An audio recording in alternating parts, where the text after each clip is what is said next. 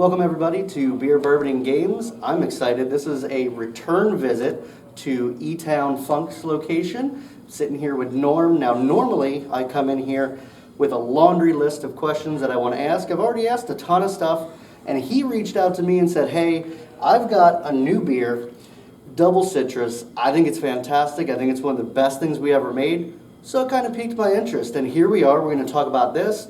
We're going to talk about some other stuff here. We're going to probably ramble about wrestling and whatever else comes up. So I want to thank you, Norm, for sitting down here with me today. But let's jump right into the topic that you want to talk about the most, the double citrus. It's an Imperial IPA, and citrus I know is one of your big sellers. So go ahead and tell me what makes this so special, and just tell me about the brew. Sure. It's got an interesting story, so I'll crack one as well, and I'll share while you pour one out. But basically, so citrus has been our flagship for a really long time. It's one of my favorite beers in general, and obviously one of my favorites for us. And maybe 5 years ago, we made double citrus, and it was awesome, and people really loved it. It was a fan favorite. And at the time, we could only get enough hops to do it one time. We could only make so much of it, right? And there was always the, oh man, we run out, right? So it was that people would line up and we'd run out, and that sucks for us. It gives you a little bit of an ego, like, oh man, we sold it all out, but I want everybody to have a chance to have at it. And back in 2019, we decided, hey, we've had some success contract brewing with some partners that care, right? And we don't need to go down a rabbit hole of contract brewing, and I mean, we could do a whole cast on that if you wanted. We've had a lot of success and a lot of failures, and a lot of things hit us in the face. And we said, hey, you know what? Where we're doing it is doing a really good job with some stuff. Let's make that big batch of double citrus so that everybody can try it. And it just wasn't the same. It was a fine beer, but it was not double citrus, right? And that hurt, and it gave us a little bit of a bad rap, and that's okay. It probably should have, right? It was, looking back, it was the wrong decision, but our heart was in the right place. We just wanted to get it for more people, right?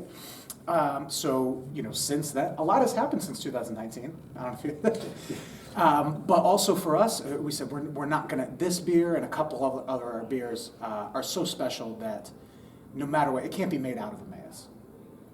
It can't be made outside of Emmaus. We've got to bring it in here. And this year's batch of it is the best. So our brewer Scott said it's the best beer I've ever made. It's the best version of double citrus, and it reminds me of the very first time that we had it, and it is that. It's all the things the kids want. It's hazy, it's tropical, it's juicy. It has a little bit of bitter, but not a ton. And I'm a big fan. I'm anxious to hear what you think. He's not lying. It's very good. We're going to go over just a few notes here. So it is an 8%er, pretty hefty. It's a double IPA, but that's kind of expected. Now, it does not drink like an 8%er. It feels maybe about a 6.8, maybe a little bit around there. So this is going to sneak up on you. Definitely sneak up, so, take it easy maybe. It is very, very aromatic. A lot of tropical notes on here. Stone fruit, pineapple for sure. I'm getting a ton of that. And you do get a nice little soft kind of nectarine rind, kind of like a tangerine skin to the aroma. So overall, very, very good smelling. So even if it sucked, it smells great. Awesome. So points for that. As far as the actual beer, it's thick. It's not a thin water beer. It's got a very, very nice mouthfeel. Medium bodied. It's sitting here a pretty good amount of time. I did get the taste up front. It's got a little bit of those tropical notes that I smelled on the flavor profile. So really good on that regard. I'm getting tropical notes. Kind of reminds me of like juicy fruit gum almost. It's kind of getting some of those notes. Takes me back to my childhood if you had to drink juicy fruit. But it's got a nice softness. You did say there's some bitterness in here. I don't know what the IBUs are, but I can't say they're probably more than 45, 38, somewhere around there. That sounds about right, yeah. So it's very light, very approachable. I would agree. This is probably the best beer I've ever had from you guys, and there's a lot of very, very good ones. I'm a really big fan of Spiffy.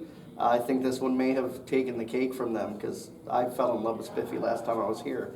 But yeah, highly recommend coming out and giving this one a try. I'm glad that you guys stuck to your guns and you weren't happy with just getting a subpar product out there because, I mean, anyone can. There's plenty of beer and someone will just go and buy the next beer and forget all about it and who cares. But for you guys to sit and say, hey, this is only coming out of our brewery, that says a lot about the vision that you have for this brewery, how much it actually means to you guys, which is very important. Overall, I'm very proud of you guys for what you've released here, and I'm definitely going to drink a whole bunch of this while we're here. Well, thank you. Yeah, and the most important piece I want to get is that, you know, we moved it for the right reasons, right? Our heart was in the right place, but we moved it back for those same reasons, right? One fun thing I want to point out, so on the bottom it says, ale brewed with mango juice. And I don't know how much mango juice you get, but it's funny, and citrus is involved in this story, and little citrus and so on, but when we originally sent this formula into the TTB, well, this was back for citrus, so same for this, they said, hey, there's no citrus in your recipe. You either need to change the name or change the beer. I thought, man, like, we don't want to change the name. So it started with citrus, and same for this, is this recipe has 1,000 gallons of beer, has 1 gallon of organic mango juice in it. Just we're like, oh, you know, let's just see if that works. And they're like, yeah, that's fine. There's citrus in it, so you're good. And that was that same with citrus. So citrus IPA has 1 gallon of organic grapefruit juice in 1,000 gallons. So all those grapefruit notes that you get from the OG, the original citrus, it's just from the hops. And same here. This is all flavor we're pulling from the hops. I do like that you have the new can art on here as well. I believe by this point, I think everything's using the new can art. I know you guys were switching when I was here last, so there were still a few that were kind of switching over here, but it looks really good. You said 1,000 gallons, so what are you brewing with? So we do 30 barrel batches. Okay. So I think we ended up being able to do 3 batches of this. So we got 90 barrels out. Okay. And it's been out for a little bit. I want to say almost, not quite a month. So right before March started. But we still have some. It's out and about. We wholesale and it's in the marketplace. It might be in and through some of it, but definitely check it out. And we have it at all of our tap rooms. Here in Elizabethtown, our tap room in Emmaus, and we can talk about this, but we just separated the tap room from the production for awesome reasons. That was going to be one of the topics I was going to talk about. I saw that you guys just moved to, I believe it's Bank Street now, for the tap room, and I heard that you're going to just turn the old place into production brewing. So let's talk about all that. What's going on here? Yeah, so part of our struggle, if you will, is in our space. And if you've been to our space, it's really cool. And it's just a big concrete block building. It used to be a automotive garage. And we have all of our tanks in there. And what happened is the days that we're open, we have to make sure everything's broken down, cleaned up, done brewing by 3 o'clock so that we can flip it over and now it's tap room. So it's cool that you can sit in there and like, here's the tank. Please don't open a valve, right? So it's got that good feel. It's not super comfortable, right? Because it's manufacturing. So for our guests, it's not the most comfortable place. But it hurt. We couldn't be open the hours we wanted for the tap room, and we couldn't brew as often or as much production because we needed to leave space for tables, and also we couldn't do all the hours that we wanted. So it is about 100 yards from our brewery, and it's right through. So we're right in a storage yard, and the area is still owned by the storage yard. So if you go out our back door, walk past a bunch of storage area, and then there's another spot, and it's Triple Sun Distilling, and there was another brewery that they shared a building, and that brewery moved, and so we slid right in there, and where they had tanks and stuff, we just made it nice, and now we have a whole area just for our tap room. And likewise, then we have some more equipment coming. We have some more tanks coming into our building because now we can fit them, and so we'll be able to make a lot more beer in Emmaus. And we'll be able to host more people that want to come enjoy our stuff and find us out there. And it's a much more comfortable space. We have a dedicated food truck that sits out front. They're called Flavor Nation, and they do some really cool stuff. Their jam is tacos. Everybody likes tacos. And but they do all kinds of things. So there's always food there. It's more right. It's temperature controlled. It's not. It's a comfortable temperature. There's a lot more seating. The vibe is really cool. It feels like funk. It's a fun place to be. So we're thrilled. Awesome. Sounds like you're moving in the right direction. There were so many places that had me worried because, I mean, COVID, you had to shut down. I know you guys were pouring straight out of cans. I mean, there wasn't as much draft, and some places unfortunately did not make it. So to see you guys not only make it, and now you're going above and beyond and all this, it's great to see all these places bounce back. There's a huge demand for beer, it's a good problem. The other really cool stuff that you guys do here, obviously some people know, some don't. We're sitting behind Pine Creek Spirits right now. You guys have your own spirit line. There's some cool stuff coming. We've got some stuff to sample. What do you want to tell the people about Pine Creek overall? So side project / company and business is we have Pine Creek Spirits. And we do some of our own things and some things we source, like whiskey, and I'll explain in a moment. But it's a really fun space. It's right on the back side of Funk Brewing in Elizabethtown, so you can come and see both. And the other beauty is there's something for everybody. If you like beer, we have awesome beers. If you don't like beer, we've got something else for you. We have all kinds of spirits, from flavored whiskeys to really awesome vodka, a great gin, a really citrusy gin, right? That new style. And it's a lot of fun in here, and the coolest, so, you know, we do fun things, right? So Funk Brewing is fun, because, you know, great quality doesn't have to be so serious all the time, right? So you know this, we're all about fun and having fun and people enjoying it. And the same with the spirits. So we do peach whiskey. We have a peanut butter whiskey, because that's hot, and we do a really good one. And we make a strawberry lemonade vodka with glitter in it. So it's pink, buff unicorn. It's pink, and when you shake it up, it looks like a snow globe of awesomeness, and it's also delicious. So there's a lot of fun stuff. Our vodka is a 2-time silver medal winner at the American Distilling Institute. Our gin is a gold medal winner.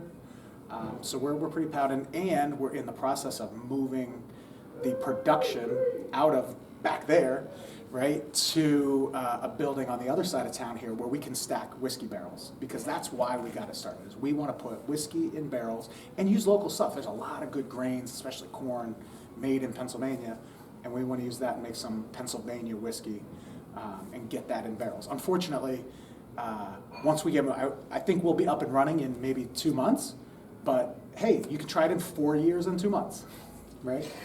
Because it'll be tough to not try some stuff, but we're pretty adamant about, hey, it's got to be in there. It's got to be in there for 4 years, and not everybody believes that or agrees, and so on, and that's fine. But the place that we went to, a distilling course in Wisconsin, a guy that is probably doing some of the best whiskeys out there, up and down, he said it's got to be in a barrel for 4 years. And I was like, hey, what if you do this to make it faster? He's like, yeah, you can try it. It's got to not as good as if you leave it in there for 4 years. Right? And just over and over again. Leave it in there for 4 years. So we're pretty committed to that. As much as we don't want to wait, we're pretty committed to that.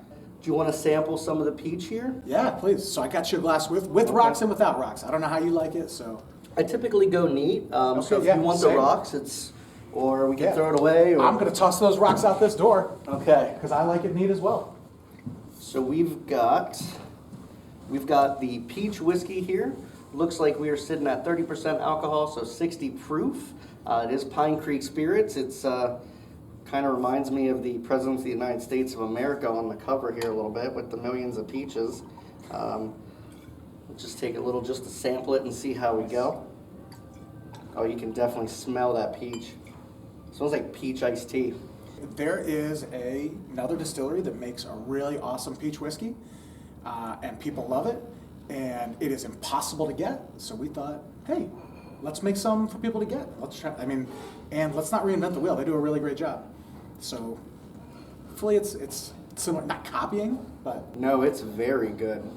I mean, you get a little bit of that slight burn on the back end, but a lot of peach note right up on front. Now, obviously, some people don't want to drink things neat. I think this is enjoyed any way that you want. A little splash of water, some rocks will definitely mellow it out a little bit more if you're a little bit more sensitive of a palate, but overall I think this is fantastic. I've not had anything bad from you guys so far. One of the things that I really like is you guys are all about fun.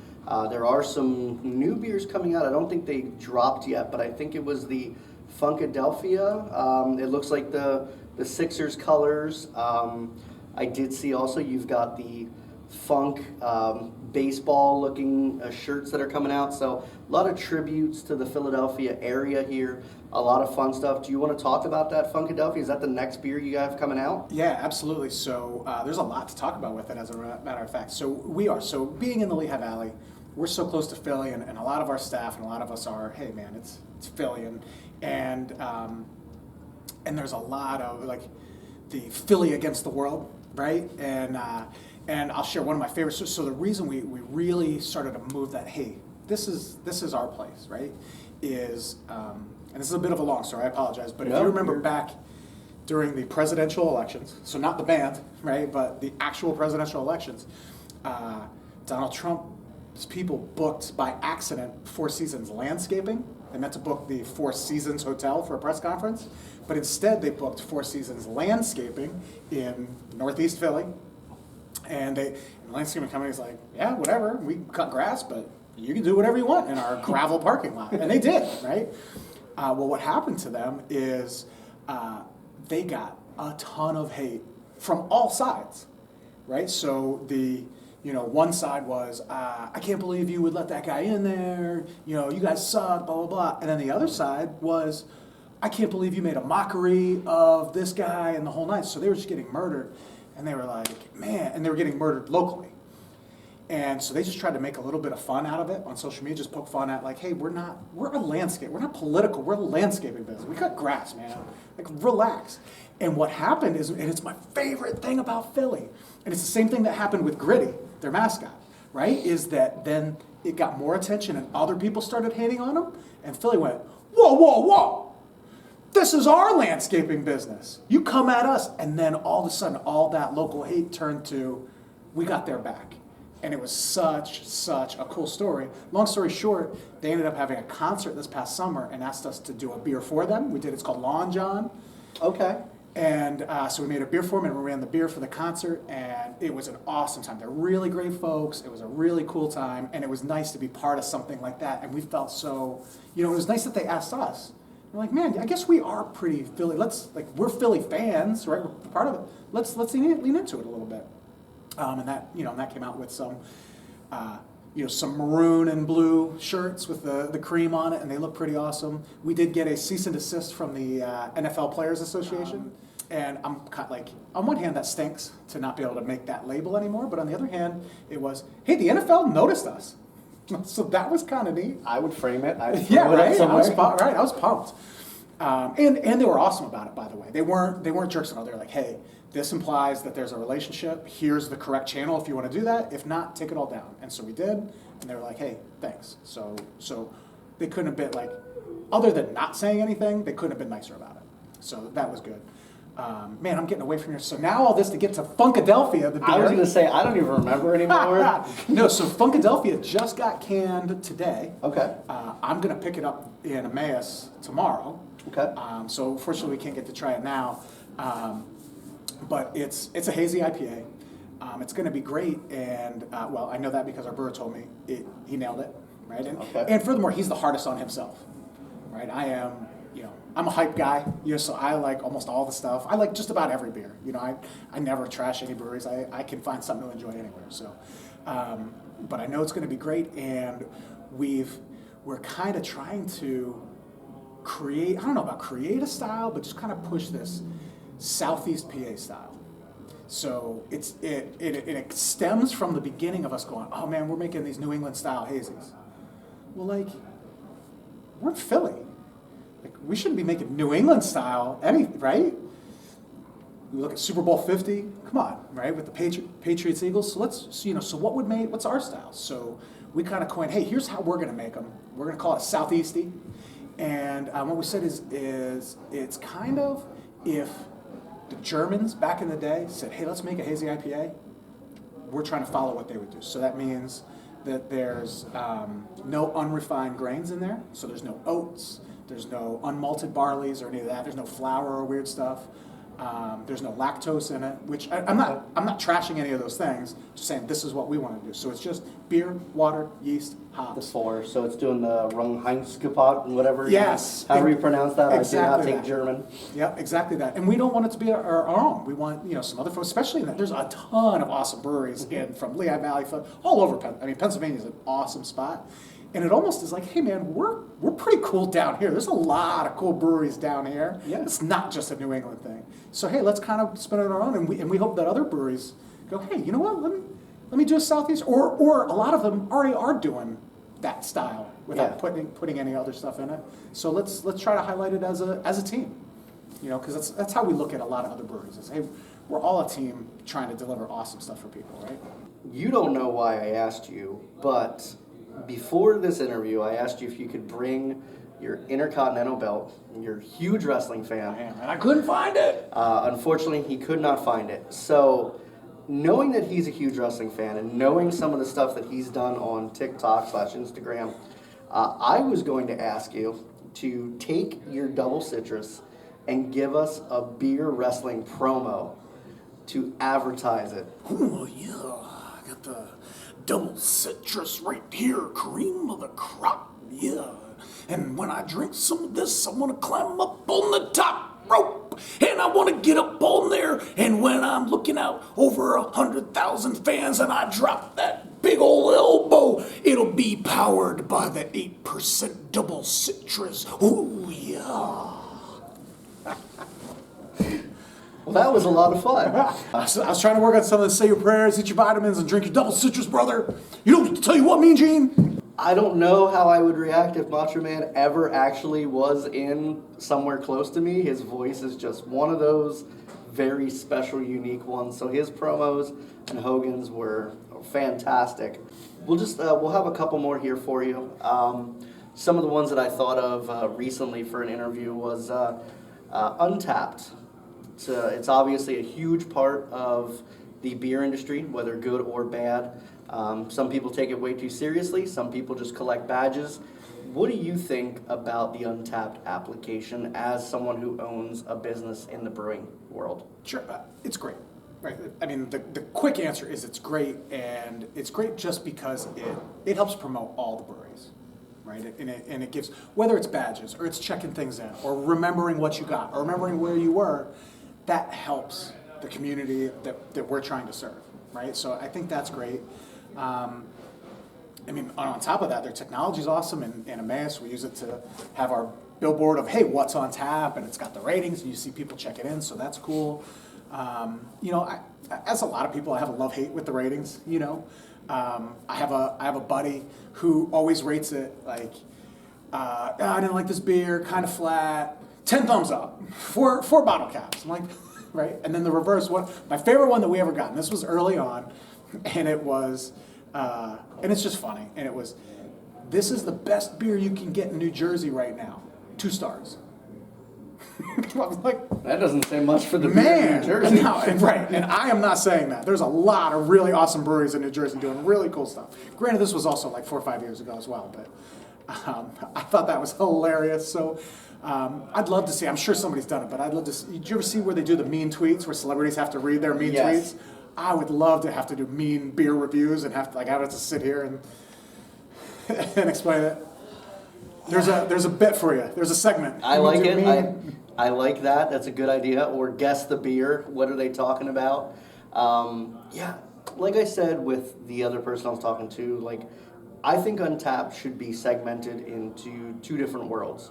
There should be an Untapped side for the consumer, and then Untapped side for maybe beer industry people, cicerones, something along those lines. So that way you can get both sides of the feedback. Because like the guy I was talking to said, this is their livelihood. They are brewing for a living, and they need to know if they're doing something good, if they're doing something bad. Is it legitimately a bad batch? Or do you just hate sours and you bought one anyway and you gave it a 1 star? You could see a whole bunch of 1 stars and say, you know what, Scott, you're out. And you have no idea, it's just a whole bunch of negative stuff. Sure. And someone could lose their job just like that. And that sucks. So, make sure when you guys are using these apps, actually rate them the correct way. say why you like something, why they didn't like something. If you didn't like, this OG citrus for some reason because it tasted like it re-fermented or it was green or didn't quite have enough carbonation, maybe they can find a trend and they can say, whoa, that was a bad batch, let's pull those. They can help themselves then. But just going on there being a dick or giving everything a 5 stars is really not going to help. So, guys, just be good to the people out there making beer. That's all I'm asking. It's not too hard. I'd love that double. Right? Yeah. So I miss the beer advocates and those. Yep. They gave this, and both those opinions are valuable, right? So if you have a bunch of cicerones saying, hey, this is a really amazing beer, that's awesome. But also if the cicerones are saying that, but the general public's saying, nah, this is a 3-star beer, guess what? That's what it really is. If that's what, right? If people aren't just, doing whatever, hey, that really is. And maybe it is really awesome for cicerones, but for everyday people, your average bros like me, maybe it's not. Maybe it is missing the mark for them or there's something that it needs. And I think both of those opinions are really valuable. I don't rate them. So I use Untapped. I check in beers. I decided, first off, who am I, to rate a beer? And second, I don't want the heat. I don't want to, I just want to enjoy the beer and have fun. It's not about that for me. So one of the cool series that you guys do is the Versus series, and I know before you had the Cobra Kai. You guys have also done cool stuff with just video games in general with Mario.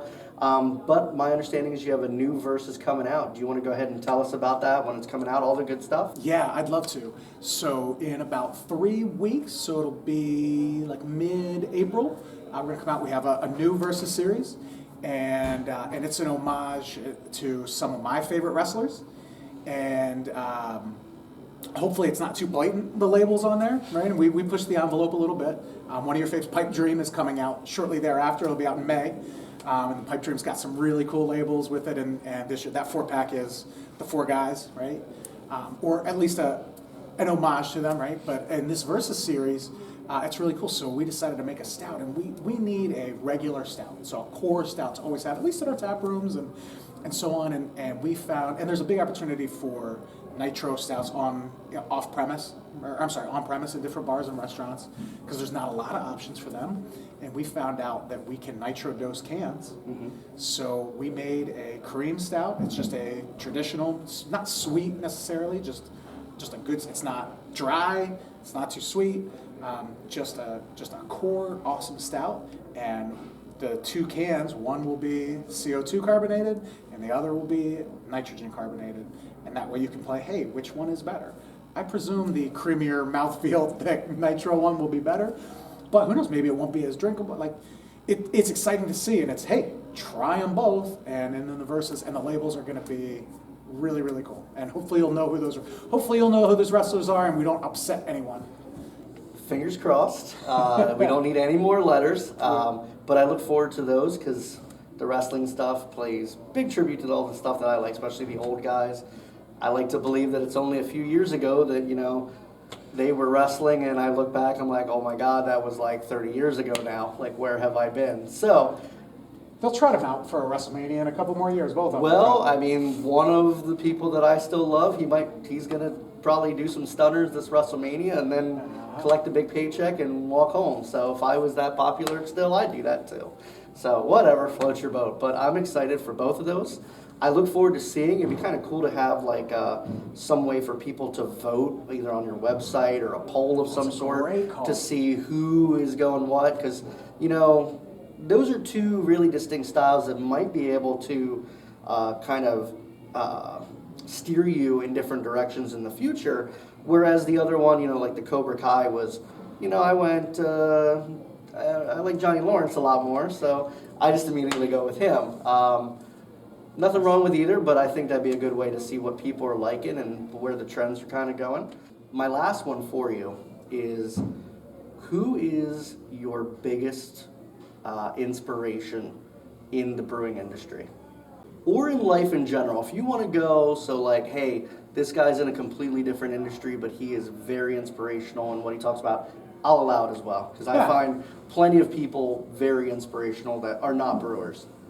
The short answer for that not brewer, for me, and it's been recently, it's been in the last year or so, I mean, I've always been, like I just said, a Kobe fan. But he's a lot more than just basketball, right? And he's a PA guy. He's Lower Merion. Outside, he's just as Philly as Allentown is, the whole nine. But he's super inspirational. Just his work ethic and for him, is it that he wants to win more than anyone else, or he hates losing so bad? And just some of that, it's motivating. If you're having a bad day, or you wake up and you're like, man, today's gonna suck, and you watch like a 10-minute clip, and you're like, man, I can fight the world. But I can answer your question for beer, and there's a couple parts to it, right? So, well, three. I'll share three, and I'm gonna leave some folks off. But number one is I got into craft beer when I was 30, and that was because I got a Dogfish Head 60-minute IPA. Okay. I was always a Bud drinker. I drank Bud Light, Michelob, and that was my thing. And people were like, oh man, you gotta try this craft beer. I'm like, I'm good. Like, I like this, and it's always the same. Anywhere I go in the whole world, this Bud tastes exactly the same. And I still like it, by the way. It's a really good lager. It's funny when people say, like, oh, this is gonna be the year of the lager. I'm like, man, what do you... The best-selling beer in the world for 100 years since Prohibition is an American lager. Like, so, I think it's been the year of the lager. I hope for it to be the craft. I love drinking a craft lager, and we have a really awesome one called Casual. So I hope that is the case. But yeah, that Dogfish. I got a Dogfish Head 60-minute 6-pack when I was out of Bud. My wife got it for me because the packaging was cool. It's like, this tastes really good, and I drank all of them, and I loved it, and that just opened Pandora's box for me, and eventually that turned into brewing beer. But I would say I read Sam's book. I know he's got more books now, but I read his first book. I read Ken Grossman's book from Sierra Nevada. They were very inspiring to me. And then to hear Ken Grossman's book talk about here in Pennsylvania, what was the brewery in Reading? They closed recently. Stouts? Thank you. Yeah, so to talk about that, like, man, that's on the forefront of craft beer in Pennsylvania. Super cool. And then recently, so I've always known him, but we've been working tight with Appalachian Brewing Company. So Artie over there, Okay. to me, is one of the founding fathers of craft beer in Pennsylvania. And we actually have, I'll tell you right now, I was just texting him earlier, we're going to have a collab coming here soon. Oh, okay. The style is a nostalgic West Coast IPA. Okay. Artie at ABC coined that term because, so we were talking, I was like, man, there's got to be some old and new component to our beer. And he goes, which one of us is the old one? And I go, well, we've been around for 7 years, and I've read about you in books. So, but he coined the term nostalgic. So, hey, we miss, I don't know if you do, but some people miss the West Coast IPA. So we use some new techniques, right, of now, make a West Coast IPA, we're gonna do some there. But anyway, his just wealth of knowledge and his care, man, like he's been in this game for so long, and he still cares about it a ton. And every time I talk to him, I learn something new about the business, or just about managing a business and the whole nine. So him and Appalachian Brewing Company have been a big help, especially recently. Well, let's just end here then with going through the gamut of how can people find you, where are we located, if you want to give the addresses, websites, all of that stuff, how can they follow you guys? Sure. So the easiest way, go to funkbrewing.com, and from there you can find all of our socials, you can find our locations, you can find our socials. We're on Facebook at Facebook/funkbrewing. We're on Instagram /funkbrewing. Our TikTok is Funk Brewing, which I love making TikToks because we're the fun brewery. And yeah, this place, and please, so our stuff is all throughout Pennsylvania. We're in some surrounding states, Virginia, Maryland, New Jersey, and Connecticut, in fact. But also, come check out our tap rooms are really cool, and we want to wow you with our service, our great beer, and our great food, and in the Elizabethtown location, some really cool spirits. So I encourage you, please come check it out. My favorite thing is wowing customers, just exceeding their expectations. And sometimes we miss the mark. Every business does, but I think we wow people more than we don't, and that's my favorite part. That's what I care about the most. Well, it was great sitting down with you again. I always look forward to sitting with you. You're a hype man for sure, a lot of fun. Like he said, come and check them out. They're not just beer. My wife doesn't drink really at all. She comes for the food, so I'm going to take her some food home tonight. I love their stuff here, and I'm going to have some before I leave. So always a good time. I want to thank you for sitting down. Definitely come and check them out. If you're new to the channel, think about hitting that subscribe button. Hit the like, leave a comment down below, all of that good stuff. And until next time, I'll catch you back on the next episode of Beer, Bourbon, and Games.